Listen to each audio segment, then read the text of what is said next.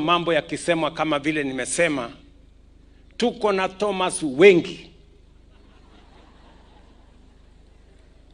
tuko na manabii wengi wa uongo. Wakati tulisema tutajenga manyumba, walisema haiwezekani. Wakati tulisema tutakuwa universal health coverage, walisema haiwezekani.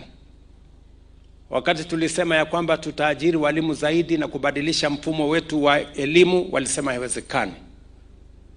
Wakati tulisema transform kilimo, tuwe na chakula ya kutosha, hii nchi wache kuagiza chakula kutoka nje, walisema haiwezekani. Mimi, I want to tell you, the people of Kenya, we have what it takes.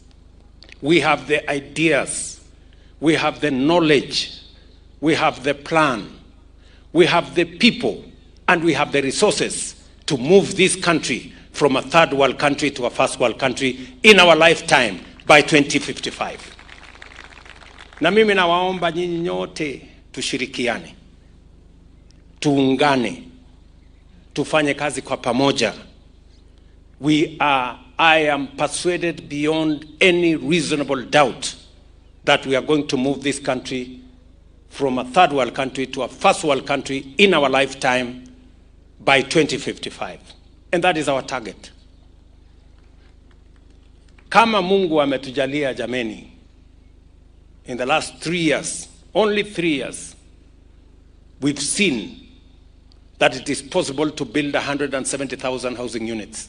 In this Nairobi alone, hapa Nairobi, saa hizi mjengo wa manyumba 93,000, 93,000 housing units are going on in Nairobi alone. 12 markets, institutional housing, houses for our military, hostels for 20,000 students in Nairobi alone. Our budget for Nairobi city alone in matters housing, markets, institutional, affordable housing and institutional housing and hostels is 210 billion shillings. Money that we have not borrowed from anywhere, money that is generated by the people of Kenya. In this city, the transformation is going on, and it is going on across Kenya. Ndio mimi nataka niwaulize ndugu zangu wa Kenya, miaka nyingi tumekwama pale mahali pa umaskini, ukosefu wa kazi, njaa na mambo yale mengine. Imetosha. It's now time for us to elevate our country to the next level.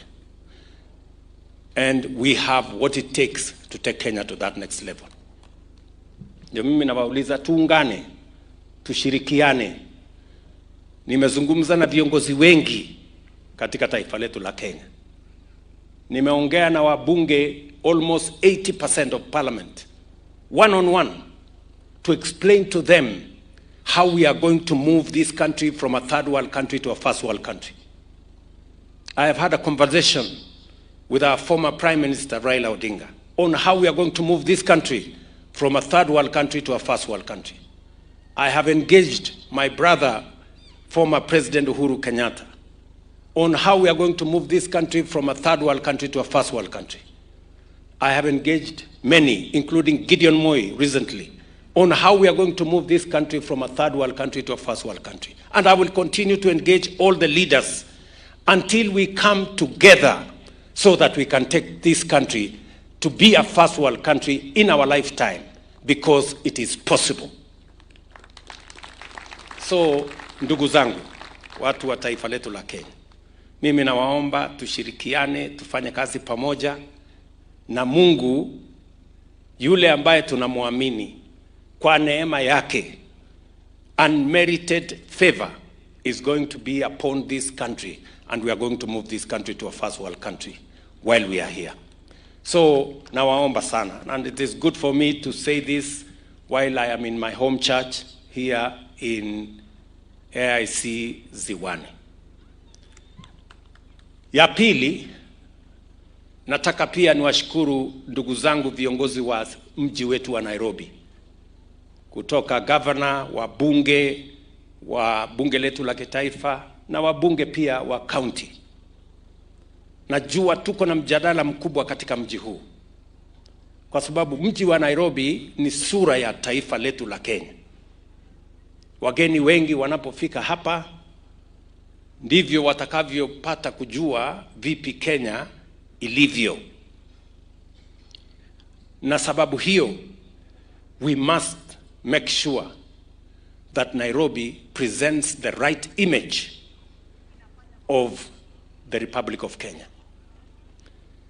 Mimi nimeketi chini na hawa viongozi, nimeketi chini na MCS walikuja kuniona, nimeketi chini na governor, nimeketi chini na wabunge wa Nairobi, na tumekubaliana mambo matatu ya muhimu ambayo national government itasaidiana na county government kuyatimiza. Jambo la kwanza ni kusafisha mji wa Nairobi. Nairobi cannot continue to be the city in the filth.